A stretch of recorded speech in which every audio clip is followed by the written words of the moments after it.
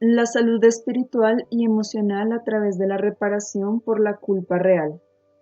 Saludos mis muy amados amigos. Las bendiciones y el amor divino están con ustedes esta noche y a todo lo largo de este camino.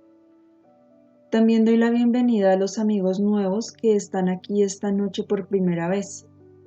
Tal vez no sea fácil entender esta conferencia porque el material está específicamente dirigido a áreas de la psique que son accesibles solo después de que se han disuelto ciertas obstrucciones gracias a este trabajo. Mis amigos de este Pathwork han hecho un trabajo muy intensivo y han alcanzado estas áreas accesibles. Para ellos, mis palabras pueden rodear la mera comprensión intelectual y alcanzar las capas emocionales subyacentes. No obstante, puede ser que los amigos nuevos que están aquí por primera vez sientan un eco aquí y allá en su alma, lo que quizás les dará el incentivo para emprender un camino similar de autobúsqueda. Este camino no es tan fácil ni está tan exento de dolor como podría parecer, pero en realidad es el único que conduce a la autorrealización. En mi última conferencia hablamos de la culpa real. Hace mucho tiempo expliqué la diferencia entre la culpa real y la culpa falsa, pero en ese tiempo no fue posible explorar el tema con más detalle porque entonces no estaban listos, amigos míos. Tenían que examinar y entender muchas áreas de su vida psíquica antes de que les fuera posible enfrentar y lidiar con la culpa real que siempre yace detrás de la falsa. Sin embargo, no todos mis viejos amigos podrán entrar de inmediato en esta fase del patchwork. Tarde o temprano llegarán a este punto, con tal de que perseveren en sus esfuerzos sinceros.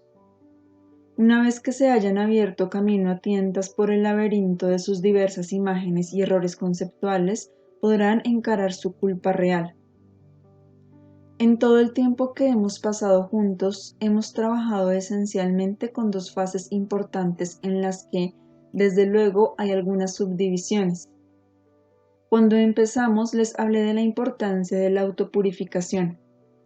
Dije que esta efectivamente es el significado real de la vida y el camino hacia la autorrealización. Luego vino la siguiente fase en la que deliberadamente evitamos usar siquiera la palabra purificación.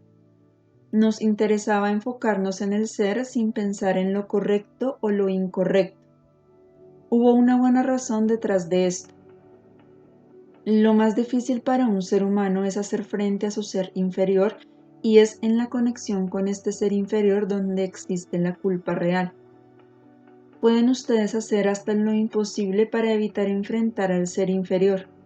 Tal vez sean capaces y estén dispuestos a encarar partes de él, pero hay otras partes que están absolutamente renuentes a aceptar. Están tan asustados por las posibles implicaciones y sin embargo tan ansiosos de ser mejores de lo que pueden ser en el momento, que prefieren producir una culpa falsa que es mucho peor que aceptar la mínima culpa real que pertenezca al área del ser inferior que no están dispuestos a tolerar. Esta situación es muy general e importante de reconocer, aún es enormemente subestimada. Para volverse capaces de encarar su ser inferior en su totalidad, primero deben aprender a aceptarse y perdonarse. Por esa razón misma, permanecimos por un tiempo considerable en lo que podríamos llamar la segunda fase importante de nuestro camino juntos. Aceptar y perdonar significa reconocer y luego detener la tendencia a moralizar con uno mismo, entender el daño del perfeccionismo. Esto puede parecer muy paradójico, pues por una parte los invito a enfrentar a su ser inferior, sus culpas reales, repararlas y purificarlas, mientras que por otra parte hago hincapié en lo peligrosos que son los sentimientos de perfeccionismo, autocondena, moralización y culpa falsa. Vean, mis queridos amigos, que en el grado en que existan el perfeccionismo y la autocondena, en ese mismo grado no pueden aceptar a su ser inferior. En ese perfeccionismo, como lo he dicho muchas veces ya, se forzarán a asumir una perfección falsa que es sobreimpuesta y por lo tanto destructiva. Solo cuando tengan el valor y la humildad de ser lo que son, de aceptarse serenamente como son, tendrán la resiliencia para aceptar al ser inferior como realmente es. Solo entonces podrán aceptar la culpa real y repararla. Aceptar la culpa real hace posible que acepten también sus valores reales e incluso que se vuelvan profundamente conscientes de ellos. Por esto es tan importante, durante el tiempo en que uno lidie con estos niveles de la personalidad, evitar cualesquiera implicaciones de pecaminosidad, y de hecho cualquier cosa que pudiera siquiera remotamente parecer condena, para no alentar su tendencia al perfeccionismo. En general ya están listos para dar otro paso. Algunas personas pueden estar muy cerca de la fase en la que están orgánicamente listas para enfrentar su culpa real, mientras que otras todavía luchan para reconocer su culpa falsa. Todavía están ustedes limitados por la autocondena, por sus debilidades y por la parálisis de sus facultades, por falsas impresiones y conceptos, e incluso por lo contrario de la autocondena, es decir, la autojustificación. Están atrapados en sus acusaciones de otros, o en un tipo de debilidad que permite a otros explotarlos y aprovecharse de ustedes. Esta incapacidad de afirmarse mediante la defensa de sus derechos puede parecer todo lo contrario del mal.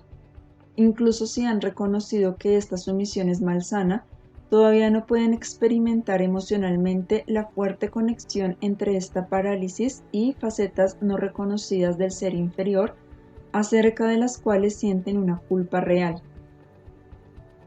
Mis amigos que no estén todavía realmente listos para llegar a este núcleo más profundo llegarán allí también si tan solo perseveran. Pero forzarlos a encarar la culpa real antes de que su voluntad de hacerlo se manifieste de manera natural en su trabajo privado haría que se cerraran por completo o que se sintieran destruidos. La resiliencia para aceptar todos los aspectos del ser inferior puede cultivarse incluso antes de que su patchwork personal los lleve a ellos. Esto no es tan difícil de lograr como parecerían indicarlo mis palabras anteriores. La autoexploración y el enfrentamiento a males menores fortalecen a la psique lo suficiente para encarar verdades muy poco halagüeñas. Esta fortaleza puede cultivarse por medio del tipo correcto de meditación y proceso de pensamiento y la observación apropiada de su reacción siempre que se acerquen a esta fase. Cuando observen su hipersensibilidad y vean lo fácilmente que se les puede herir y cómo ceden a la tentación de mimarse por la fuerte reacción de dolor que se producen, entonces tienen ahí una indicación de que ustedes también evitan enfrentarse por completo a su ser inferior. Pregúntense, ¿deseo mimarme? ¿Quiero tenerme lástima? ¿O puedo verme con las tendencias negativas que existen lado a lado con las constructivas? Si todos los días cultivan su deseo de conocerse y este deseo es serio, su reacción extrema a ciertas tendencias destructivas que hasta ahora solo han sentido vagamente, los llevará a una observación serena de ustedes mismos. Esta actitud misma es el requisito para crear la resiliencia necesaria para enfrentarse a sí mismos con total honestidad. Les exige tener un sentimiento de proporción, o mejor aún, el reconocimiento sincero de que sí tienden a perder su sentido de proporción. Cuando abordan ciertas tendencias que no están listos para aceptar en ustedes, producen, casi artificialmente, una sobrereacción de desesperación, dolor, rebajamiento o un sentimiento de injusticia. Olvidan por lo menos emocionalmente que es muy posible ser una persona buena y decente y simultáneamente lo contrario en algunos sentidos. Fluctúan entre los extremos de ser bueno o malo, en lugar de ver tanto lo bueno como lo malo. Es este y en vez del o lo que deben tener presente.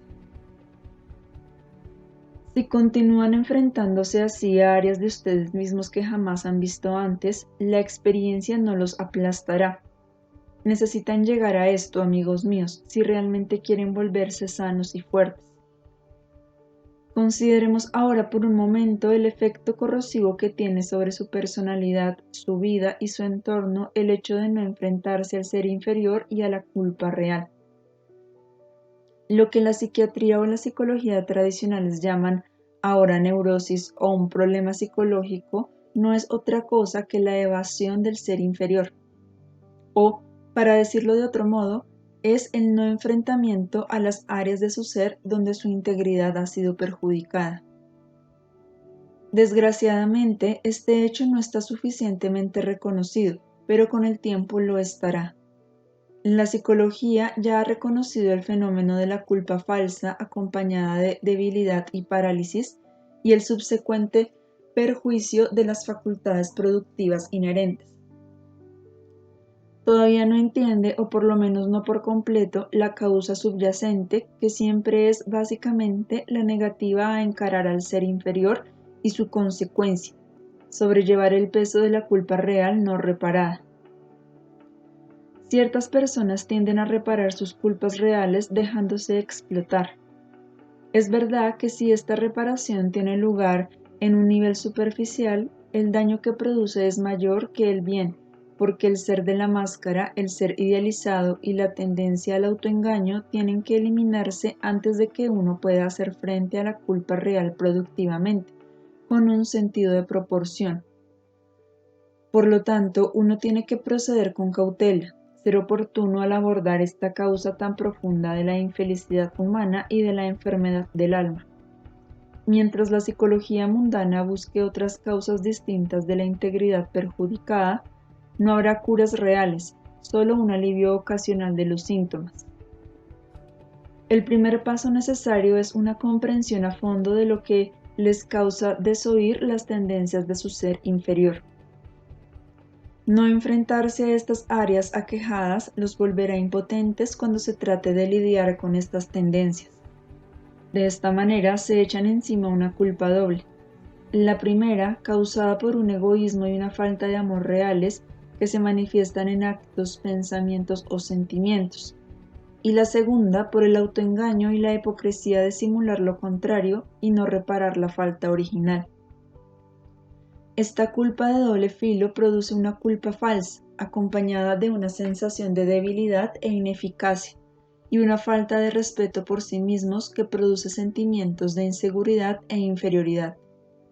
En consecuencia, hacen que el respeto por sí mismos dañado dependa de otros. Esta dependencia tiene un efecto debilitante, ya que conduce a la sumisión y permite que uno sea explotado. Ya saben, desde luego, que todas estas tendencias no han salido a la luz. Tienen que ser exploradas y entendidas en la segunda fase importante. Muchas veces se lleva un tiempo considerable incluso volverse conscientes de la culpa falsa, no digamos ya de la real. Los diversos medios que emplean ustedes para obtener la aceptación de otros, muchos de los cuales se han encontrado en el curso de este trabajo, siempre son el resultado de no aceptarse a sí mismos. Es imposible que se acepten hasta que hayan llegado a lo peor de ustedes. Solo entonces pueden aceptar todo su ser. Solo entonces estarán verdaderamente convencidos del bien que hay en ustedes y por lo tanto ya no necesitarán de otros lo que nadie puede darles salvo ustedes. La lucha desesperada por ser aceptados por otros en vez de por sí mismos daña su integridad aún más. De alguna manera sutil siempre los hace traicionarse a sí mismos y a otros, vender su alma. Sobra decir que esta autotraición seguramente los volverá más egocéntricos y más cerrados hacia los demás, hacia ustedes mismos y hacia las fuerzas universales. Disminuye su conciencia de la vida y de la realidad. Les hace ir por la vida con ojos cerrados y manos y pies atados. En suma, paraliza lo mejor de ustedes, que solo podría desenvolverse verdaderamente si le pusieran fin a la autoevasión.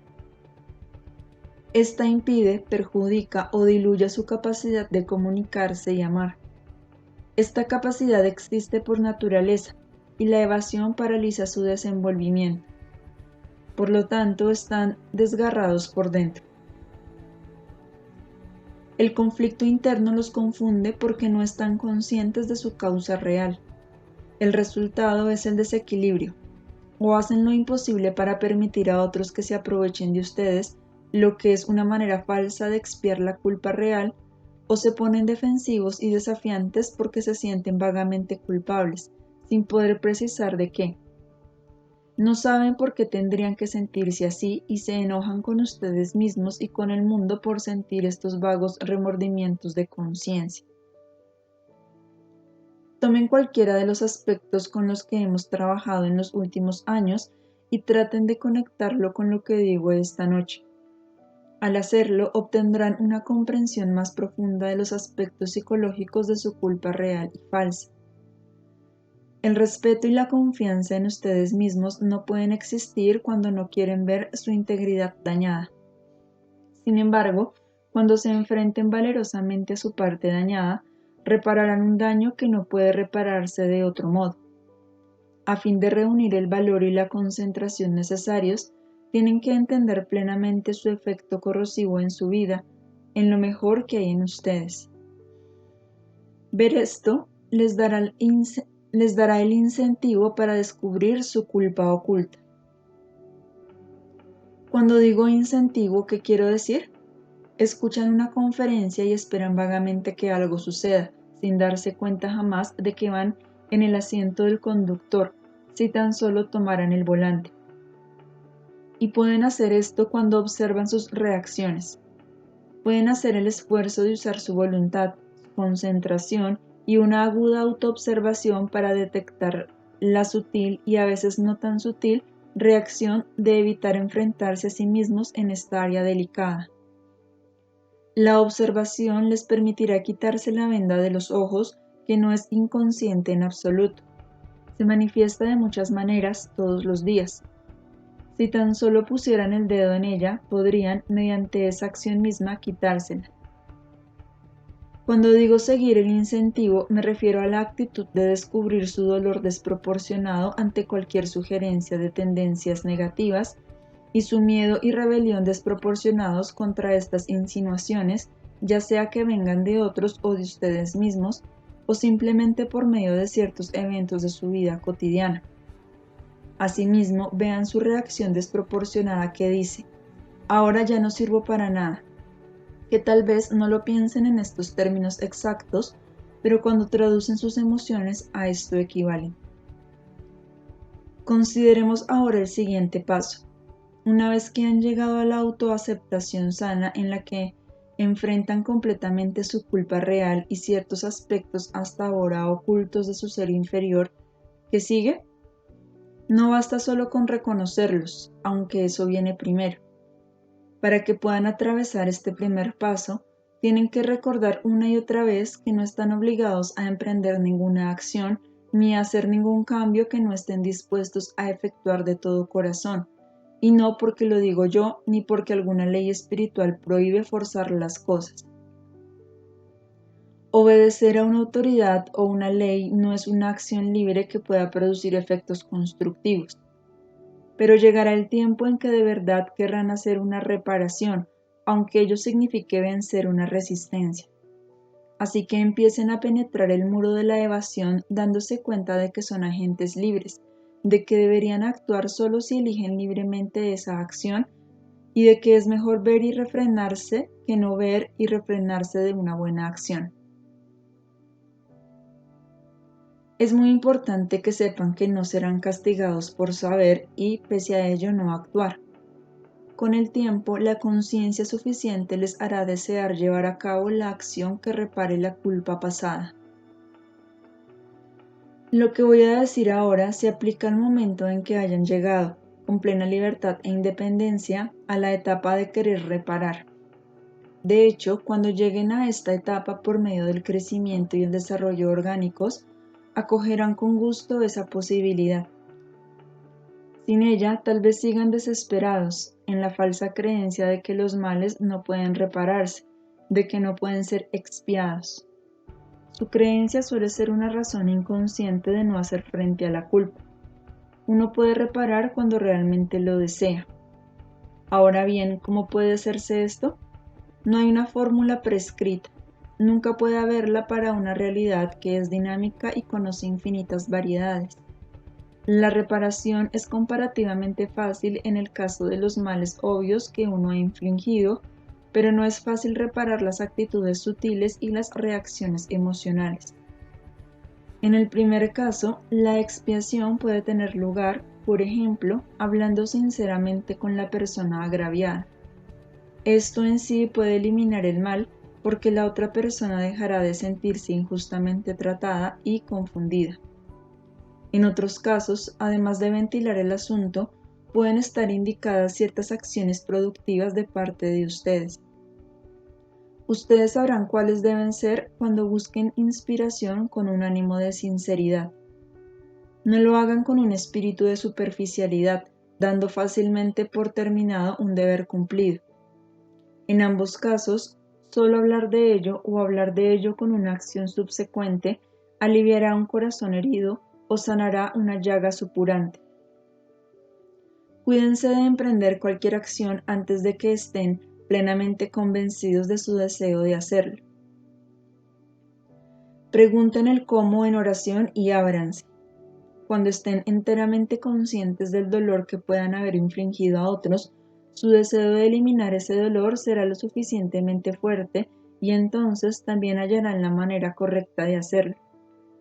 Pero mientras no quieran hacer frente al dolor que han infligido, no podrán quererse repararlo en verdad. Además, porque no quieren volverse conscientes del dolor que han infligido, no desean hacer frente a su ser inferior en su totalidad. Cuando los asuntos no sean claros, cuando se trate de emociones sutiles o de resultados indirectos, como cuando, por ejemplo, retienen y se retraen, de todos modos encontrarán maneras de resarcir los males cometidos.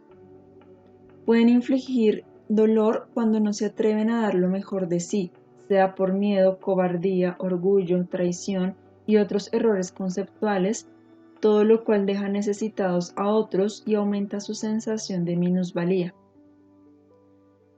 Estos efectos sutiles de su comportamiento son más difíciles de determinar y no tan fáciles de reparar.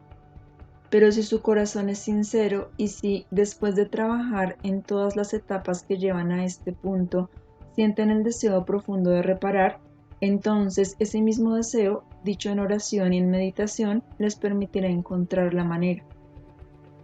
Aun si ya no tienen la oportunidad de hacer una reparación con la persona a la que han lastimado, el cultivo de la capacidad de dar lo mejor de ustedes, en vez de obstaculizarla como antes, tendrá el efecto de la reparación.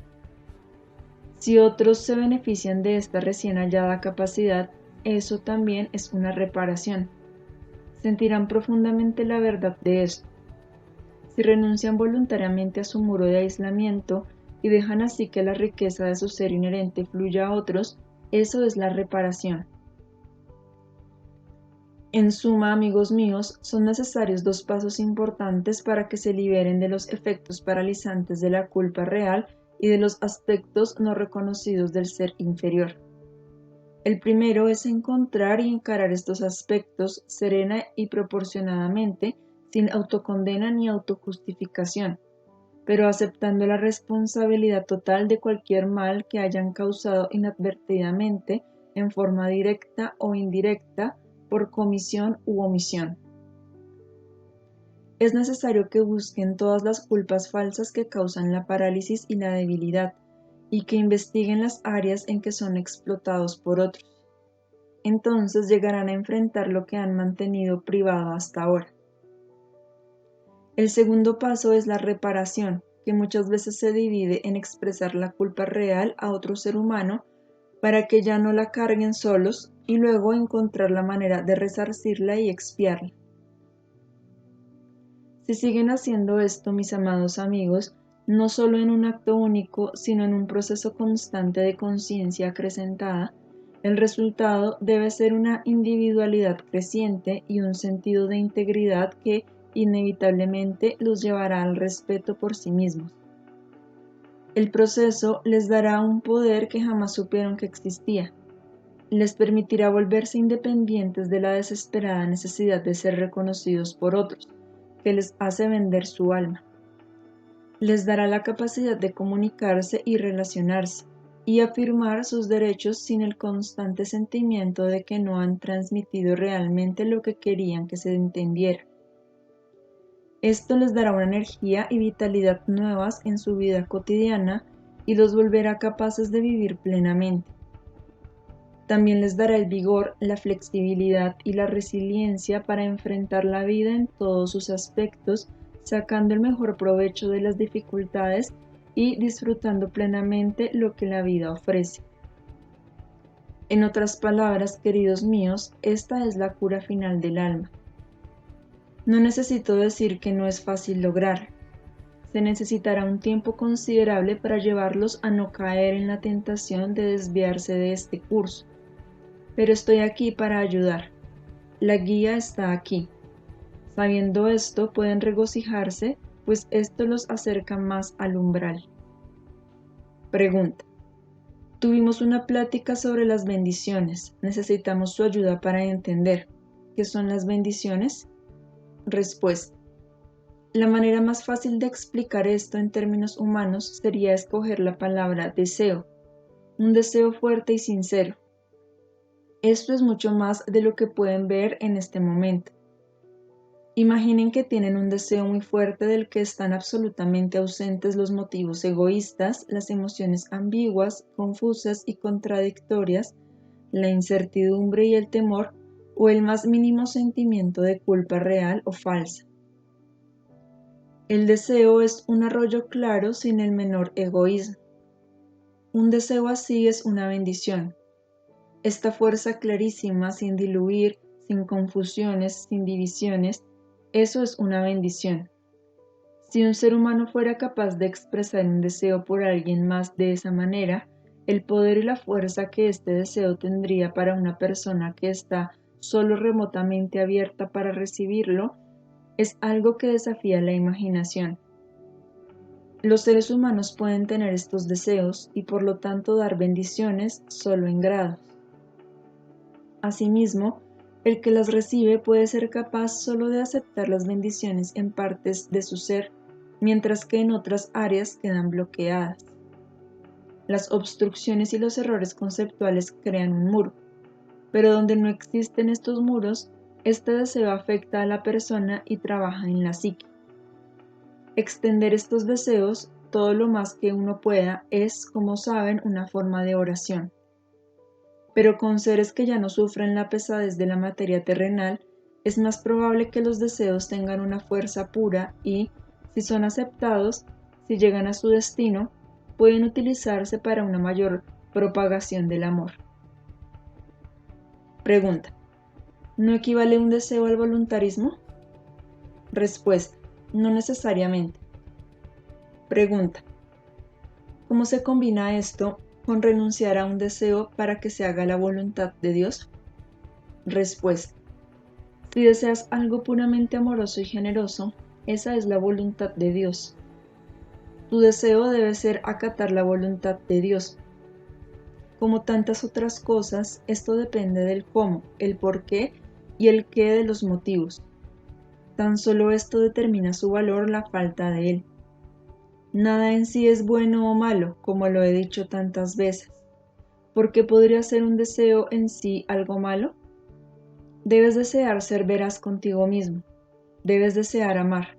O bien, podrías desear algo destructivo. La gente suele tropezarse con la terminología. Puede haber cierto grupo de personas que toman una palabra y aseguran que significa solo cierta cosa. Y después, desde luego, si esta palabra se usa de otra manera, se produce un malentendido. Esto no nos interesa aquí. Piensa más bien en la esencia y el significado del término. Piensa en el deseo en sus manifestaciones constructivas, entonces verás que no es necesariamente voluntarismo. Pregunta. ¿Quiere usted decir que si el deseo se realiza es una bendición? Respuesta. No. Dije que si tienes un deseo clarísimo por alguien más, esa es una bendición. Que se realice o no es otro asunto. Pregunta. ¿Y si detrás del deseo existe el miedo de que no se realice? Respuesta. entonces no es una bendición. Una bendición es un deseo puro, es una corriente activa de energía. El miedo denota egoísmo. Los deseos son corrientes de energía. El deseo de un ser humano en un estado de conflicto es contrarrestado por un sentimiento contrario que debilita la corriente de energía. Pero si la corriente de energía va en una dirección o predominantemente en una dirección, entonces el deseo es fuerte. Pregunta. En nuestra discusión surgió el tema de la bendición impartida a Jacobo y no a Esaú. ¿Es posible enviar una bendición a alguien que no esté listo para recibirla? Respuesta. Depende de la fuerza. Hay distintos tipos de bendiciones. Ocasionalmente, las bendiciones de los seres superiores con un desarrollo espiritual correspondiente tienen una vibración tan enorme que pueden penetrar muros psicológicos. Esta penetración puede tener entonces el efecto de que la persona se ordenará y hará lo que es necesario para adelgazar estos muros. Las bendiciones de menor fuerza y vibración más baja pueden no ser capaces de penetrar un oro fuerte, pero podrían penetrar paredes tan delgadas como el papel. Entonces es una cuestión de lo que el individuo hace con este impacto de la fuerza, con el resultado de las bendiciones. Puede suceder a menudo que una persona efectivamente reciba las bendiciones que experimenta como un maravilloso sentimiento de paz, de esperanza y de alegría. Pero cuando se acaba el impacto y el efecto se ha ido, regresa a su rutina. No emplea las bendiciones de la manera correcta. El mundo está lleno de los pensamientos y deseos de otros. Siempre hay contracorrientes, no solo entre las personas, sino también entre ellas y los seres de otros mundos. Cuando tienes un día en el que te encuentras en un maravilloso estado de ánimo, tal vez hayas recibido sin saberlo estas corrientes de amor, estas bendiciones o deseos puros. De ti depende que uses este influjo o des marcha atrás y te encuentres de nuevo en la desolación, en espera de que la vida o las bendiciones te saquen adelante. Ocasionalmente pueden darse bendiciones. Todo esto funciona de acuerdo con ciertas leyes rítmicas del universo, pero a final de cuentas eres tú el que tiene que sacarse de la oscuridad. Sean benditos, ábranse, queridos míos, al calor, la fuerza y el amor que llega a ustedes y a través de ustedes. Que efectivamente usen esta fuerza con el propósito de llevar su vida al estado de salud que sugiere el trabajo de esta conferencia. Lo que esto significa es imposible de visualizar. Por desgracia, la mayoría de los seres humanos no saben cómo lidiar con la dificultad, real o aparente, de enfrentarse a sí mismos. Sin embargo, esta es la clave misma de la felicidad que puede ser de ustedes independientemente de quiénes sean, sin importar lo difícil que pueda ser su vida. Con esto los bendigo de nuevo con amor. Queden en paz, queden en Dios.